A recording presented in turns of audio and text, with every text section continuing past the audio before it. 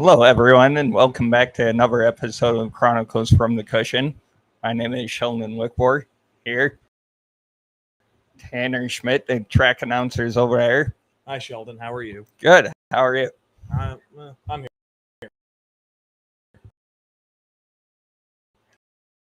And then model driver Chris Bragg. Chris, what's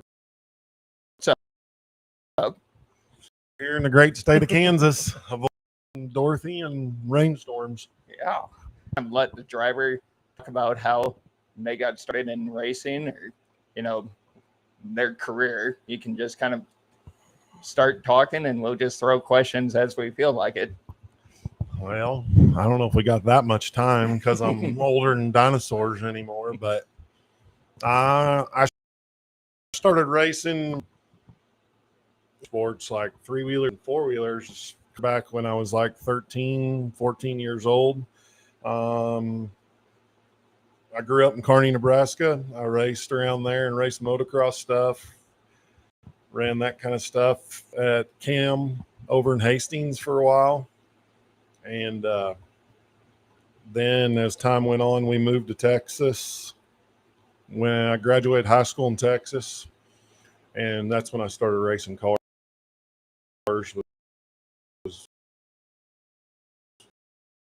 Was down there in the Dallas-Fort Worth area. Started at the dirt track and around the dirt track when I was young to watch the cross Aggie, Steve, Wild and Crazy People in central Nebraska at Doniphan and Lex and all the good places when I was a young kid. Yep. All the stories that all you young guys think don't sound real were probably. Yeah. Yeah. So, I guess as far as late model goes, when did you used to run modifieds? I guess when did you get into? I've only been in the late model for 3-4 years now. Yeah, I raced mods forever. Raced all over up here with everybody. It's been about 4 or 5 years ago. We started dabbling with the late model a little and started playing with the crate stuff. And then we've just graduated. And like last year, I didn't race that much. I've been lucky. My business keeps growing and I'm busy. So I've only been able to race 8-10 times. But then I traveled around and helped took Ethan Dotson racing for a few years for Comp Cam's races. Kind of got he's a hell of a talent, got his feet wet and got him going. Then we messed with Drake a bit, had fun with Drake, went to Vado, went to Charlotte. And I just decided that I'm getting older and I need to go spend my own money and my own time, have a lot of fun, go racing. We raced with Logan last year some, with Logan Seavey, put him in the late model. That was a lot of fun. We've tried to get him back in it this year. He wants to race, but every time his schedule doesn't correlate with our schedule, or like, what was it, about, I don't know, 6-8 weeks ago, we were headed to Ed. He was going to run Comp Cam's race. We got to Oklahoma City. Guess what? It rained. That's all it does this year. This is a rain out tour of the year. I made the joke last night. The rival group said that was their 6th night getting rained out, and I said that they're just going to start paying you guys to show up just so they can get. Yeah, I mean that's what we were counting. I mean it's rain out tour 25 because that's all we've done, and I mean I hope it gets over. It's 9.5 hours up here to watch it rain. Yeah, you made time trials. Yeah, got a couple laps. Got to put in 4 or 5 laps. 2 laps time in and a couple laps packing. Yeah.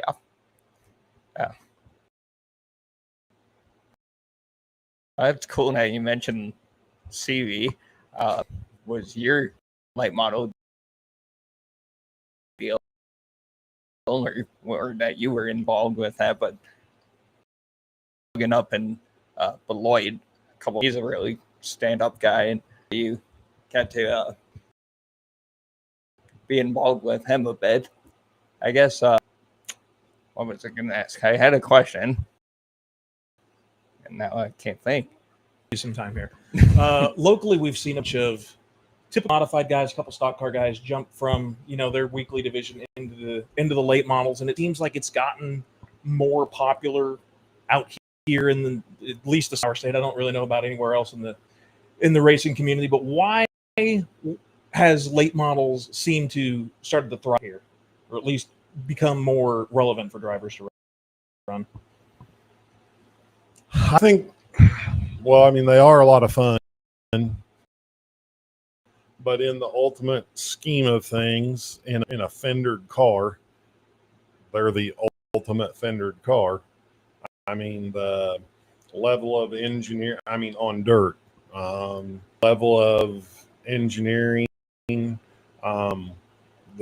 it takes, I wouldn't skill set. Yeah, it takes skill set, but like, I guess it's kind of like the difference in driving a Pinto and a Cadillac. It really is. I mean, like, and mods drive way better than they did when I first started in mods, and they're way better. But you can get in a mod now, a brand new one, and go get in a brand new late model, and it's still black and white. I mean, the way it drives, the way it steers, the things you feel. And then for the money they're spending now for a mod or a stock car, I mean, Christ's sake, those are similar in price. I mean, shocks is stupid. I mean, yeah, we have a lot of shocks. Everything we have is adjustable. I mean, we can change everything on the car. Yeah, we have 3-4 sets of shocks or 3 sets, but a guy doesn't have to have that. A guy could have 1 set and go to all these racetracks out here and adjust the shock here or there, add a little rebound. But the governing authorities of these fabulous race classes always want to make things cheaper and change the rules and take things away and add things, and there's nothing to do with your old thing except for throw them in the junk pile because the next class can't run them, but yeah, you still can't have anything adjustable. I was getting asked about the transition from a modified to the late model because everyone, or I always hear that the model 5-10 years technology wise behind models is that really the case, or are the two classes pretty similar?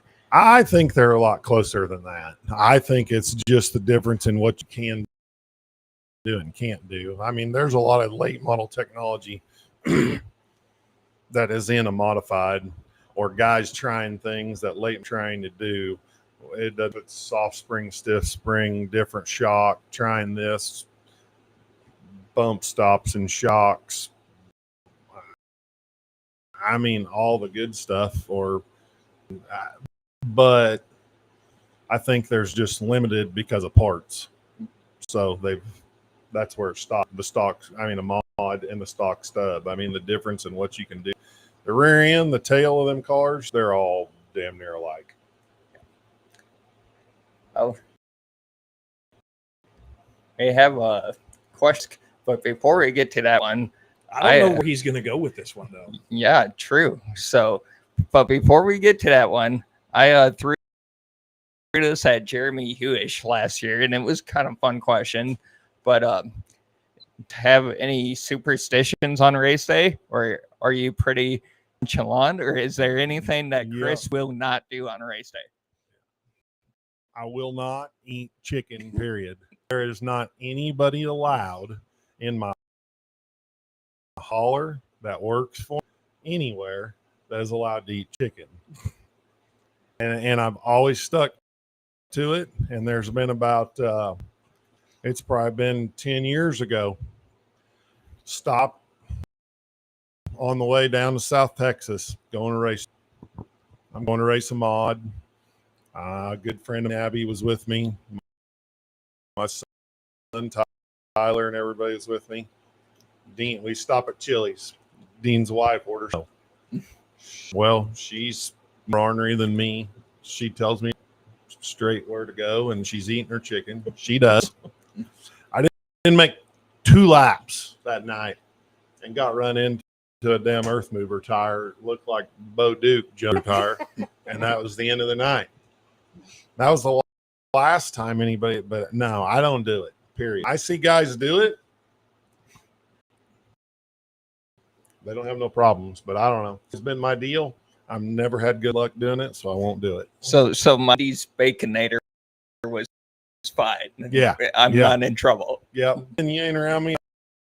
I walk by you and hang out with you for a minute. That's not like be part of my group, my circle that day. And no way. Green race cars are fine. Yeah, I started out in a green race car. Got that one, bro. I'm trying to think of it. Yeah. Well, Peanuts. I don't give a damn if it's chicken bone or chicken nugget. It's chicken. Another one kind of along the lines, but I guess what does a stay look like for you, or like even laps or qualifying, or especially your heat race? What do you kind of do to, lock yourself in, or is there any like music that you want playing, or He watches Eldora. He was doing that yesterday. Yeah, right now we're always, we always got the TV on in the hauler. Why, if there's another race somewhere, like a good race, Lucas race, World Outlaws race, or something, and so we were watching Eldora last night. We listen to some music. I'm an old school guy, been around for a long time. I mean, if I got a lot of work to do, got to thrash all day, you're probably gonna laugh at me. I'm gonna listen to Ozzy Osbourne.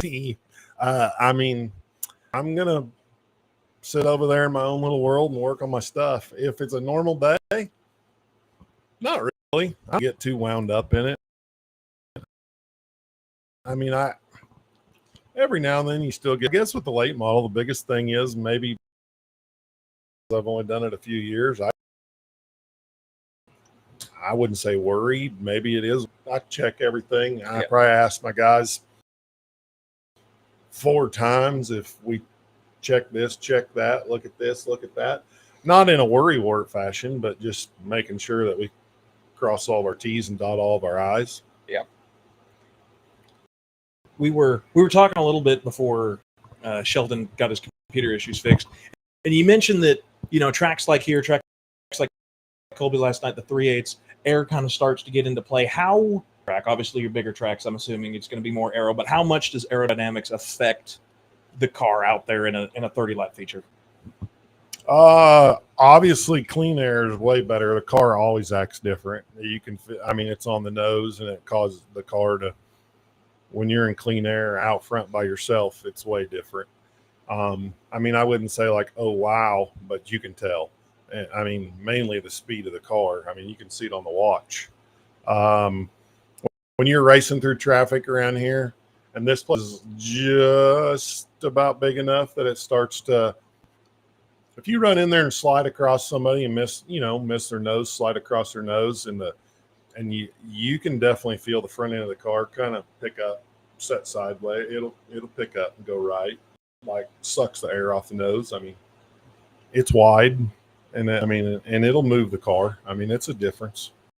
Is it kind of, I don't know about most fans, but when I think of aero, a lot of times is with NASCAR, because that's all you hear about of them. And you hear drivers say, like, the further the car gets. Does that work in this sense for dirt late models, or is it just kind of how it hits the nose? I wouldn't say it. The tighter it gets, I'm no air expert. I'm still learning. And the bigger the racetracks, I'm still learning. Now, I've been lucky enough to be taught by some of the best in the business, or stand around and listen to them. And so I'm learning, but you definitely got to pay attention to where you're at when you get into traffic sometimes, and you definitely need to always remember what your car did and learn where not to put it, or to maybe when you run in behind people and you run into corners, you don't run in there. Like with a mod, a lot of times it don't matter. You can run in there square behind them, almost tucked up their bumper. It doesn't matter. With a late model, you don't do that, because when you go to turn the wheel, it's probably push. You got to leave one side. You got to leave the left side, or you got to leave part of it out. You got to keep air across the nose and the hood. Guess another one we could dive into. Is there a spot on the track you like the most? I know some guys definitely prefer to run up top, and then some guys prefer the bottom. Or are you pretty much just whatever is fastest and whatever feels right is what I'm getting run? The older I get, the slicker and the smoother, the better. I still love it on the cushion and hustle it around there wide open. There's nothing better, especially in one of them cars. But I think slick and smooth probably brings out driver. I mean, yeah, there's a lot of car work to do, but it brings out driver talent, driver smarts. You're who's good and who's not, who can pedal a race car and who can't. I had a part two to that, but you kind of answered it through there. I was going to say wet and tacky or dry slick, but apparently we're going dry slick. Yeah. And all we've raced on this year has been wide open gas pedal through the floorboard. Salina, Lawton last Saturday night, they got 14 inches of rain like all week. I didn't think we'd race. They said, yeah, we're racing. It wasn't terrible rough, but it was like, it was all you could do was wide open the whole time. Should have sent my dad down there, because I don't know why, but that's his idea of a perfect racetrack: it's wet and tacky and late models. Yeah. And I'm like, I don't think they prefer that. But when I was young, I used to think wet, tacky, fast, character. That was the greatest thing in the world. Just drive it. Maybe you get smarter, and then you realize there's a lot of other, but smooth is the biggest thing, even if it's fast, but smooth. I like care. It don't matter if it has a bump in it here or there, but when it's all rougher than hell and there's bumps everywhere and you can't never get no momentum going, and there's not a hole in the bottom of the racetrack that everybody can drive around on top, and every now and then somebody can sneak through it or something like that. That's different than a cornfield. That's my opinion. Got to add the cornfield to my announcing vocabulary. Oh, I guess we can ask the podcast favorite question. Fire away. Or the one that we ask everybody.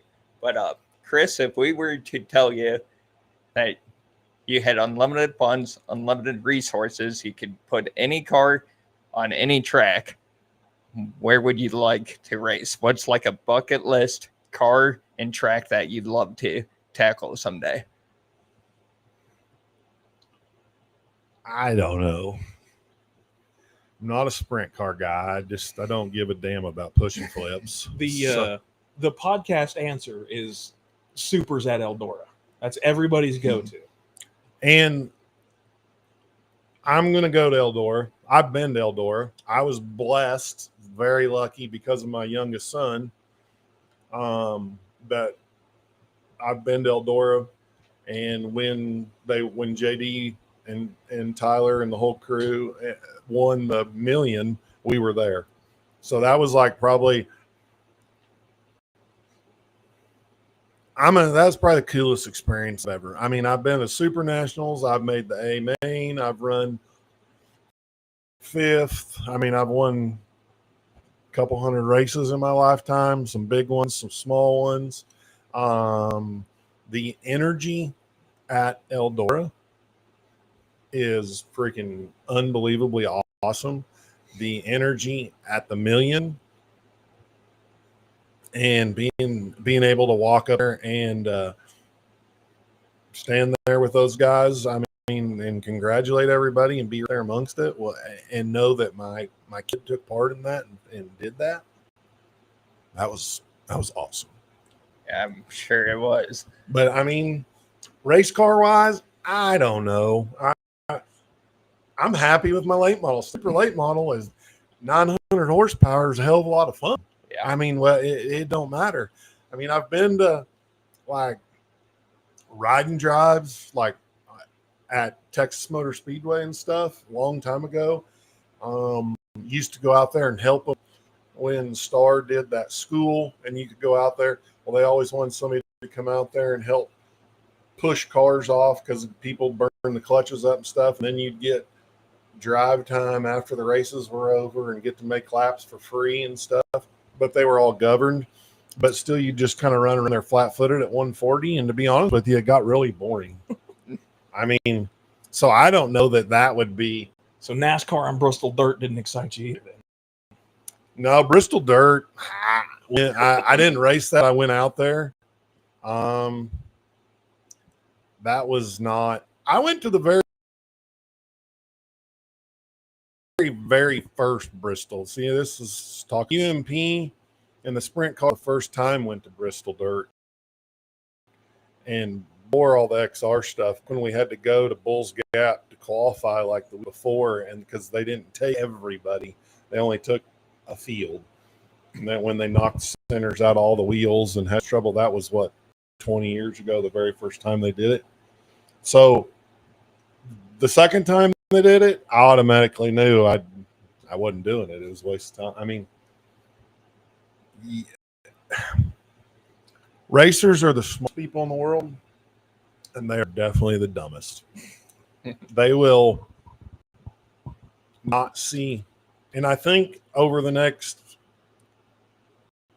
I'm no futurist. I don't see the future, but I think in the next 15 years, if racers, and it don't matter if you're a sport compact racer or you're a super dirt late model racer, if you don't start using a little bit of common sense as far as what you're spending, what fun you're having, what the racetrack's doing for you, I think it's going to finish it off. It's going to be special events, maybe down to traveling series of, the late models, a couple series of that and a mod deal or whatever, and stars, and which sucks but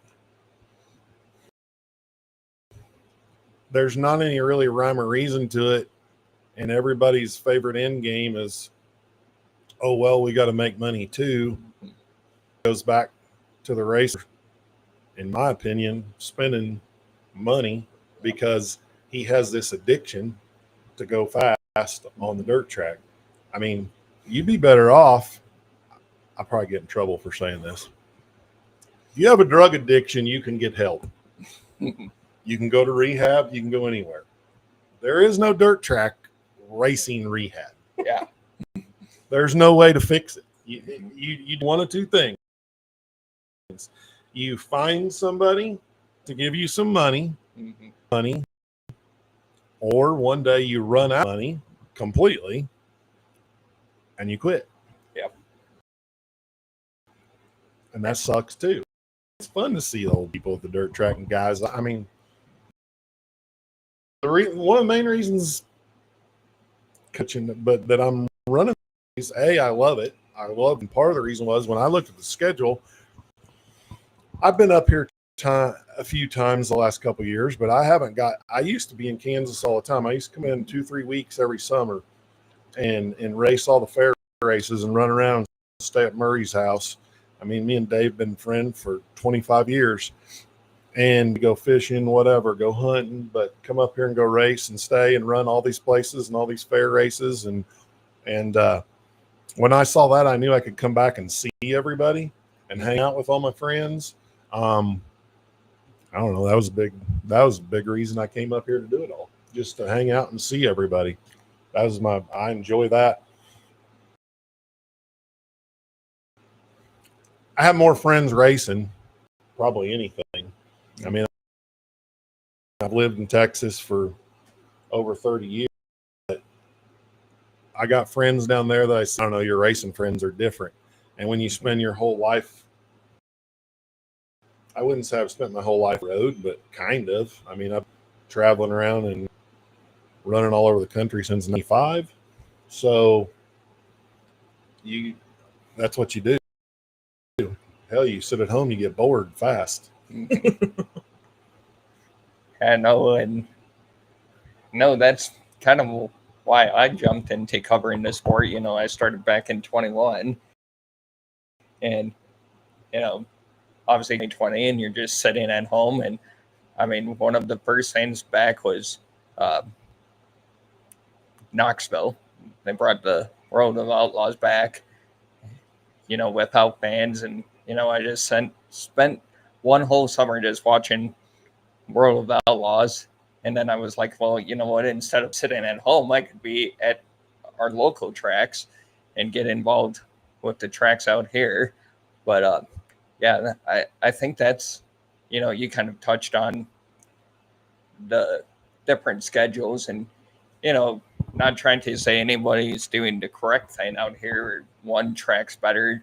But, you know, you look at RPM here, and we're trying to run multiple events throughout the season, and you look over at Waukene where you guys will be later on this month, and Waukene's pretty much down to we're going to run special events just throughout the summer, and we're not going to go a weekly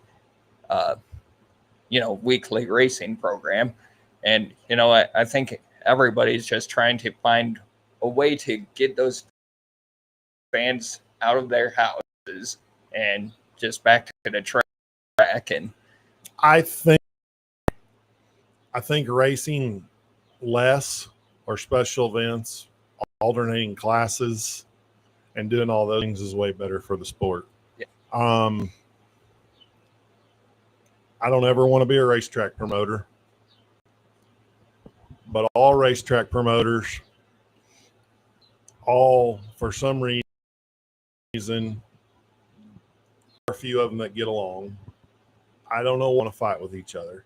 If any of them had a half a brain, they'd get along and work with each other. Mm-hmm. They can all get mad at me. They can all kick rocks on me, but it's the truth. If they would get along and not butt heads and try to kill each other or hurt each other, and they would try to work, and one would actually give a little, and then he might be able to take a little later, everything would be better. But look at the movie, look at it as going to a movie. Mm-hmm. You're not going to show Star Wars every single Friday, Saturday night and expect me to come watch it the whole entire year. Yeah. It's got to be something different. And nobody wants to sit through, I mean, how many times, which they don't happen very often, do you see a movie and you look at it and you go, that thing is 4 hours long. I'll wait till it comes out so I can watch it at home, because I'm not going to sit in the theater that long. Yeah. Nobody wants to be at the racetrack all that long. Yeah. That's the good thing usually about late models. You go to a Lucas event or a World Outlaws event, they don't screw around. Within you're done by 10 o'clock at night half the time, unless it's a really big deal. I mean, they zip. I don't know. Up here, you don't race as long. In Texas, it's gotten worse. We've all talked about it. They want to start racing in January and February, and they want to race until December. Hell, there was years when we kind of quit. And I'm not saying it's bad about them. I'm just saying when we were chasing points and doing all that, where we'd start racing in February, we'd race in September. I mean, you had to race 40 nights at a local track to win the track points. You, by God, better hope your cousin wasn't getting married or your grandma died. It loused up your whole year. Yeah. That's stupid. I mean, you gotta, there's other things, I mean, I think in life that you need to go do, whether it be go fishing, go to the lake, just go out to eat, hang out. Yeah, for sure. Guess, Tanner, anything else you can think of? I think I'm all out. All right. I don't think I can think of anything. I guess, Chris, this is the part most drivers hate me at this part, or for this part, because remember, I'm a lot bigger than you.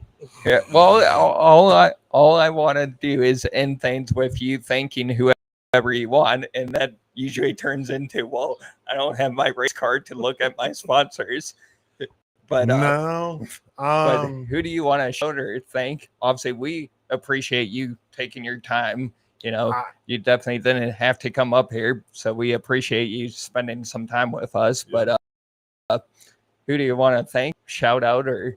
I got to thank, well, everybody that helps me. I mean, first, I'm going to thank my wife for putting up with this forever. All my people, all my guys at work, at all my businesses that work all the time. If it wasn't for being successful at that and having good employees, I'd be shit out of luck. So them, Derek's been traveling up and down the road with me this year, helping me, works on the car all week long so I can keep everything else running.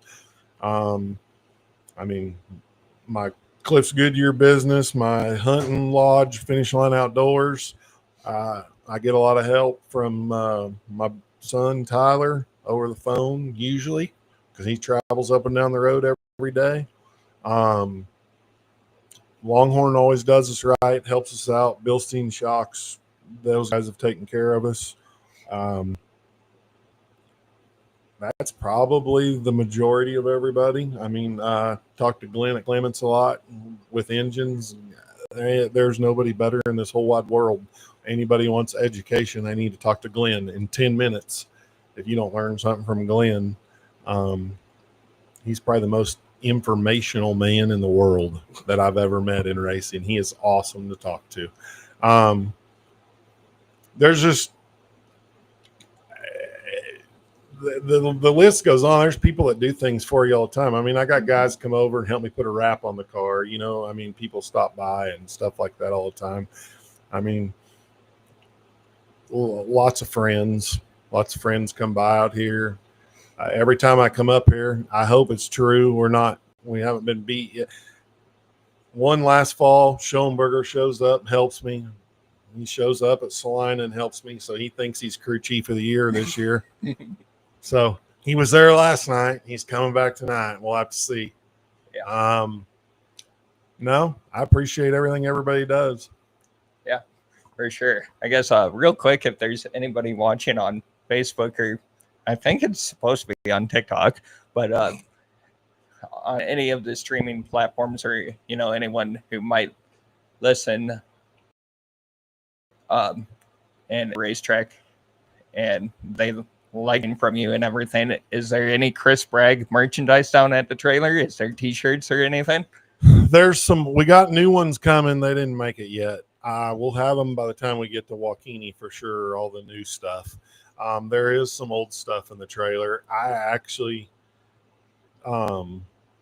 gave them a bunch of them last night to give away in the stands, and then we got rained out. Stuff over there for them next week. There's a little bit left up here, but we'll have new stuff. I mean, anybody that wants to come by and say hi is more than welcome. All righty. Well, Chris, thank you, and we appreciate you taking the time to stop by and talk to us.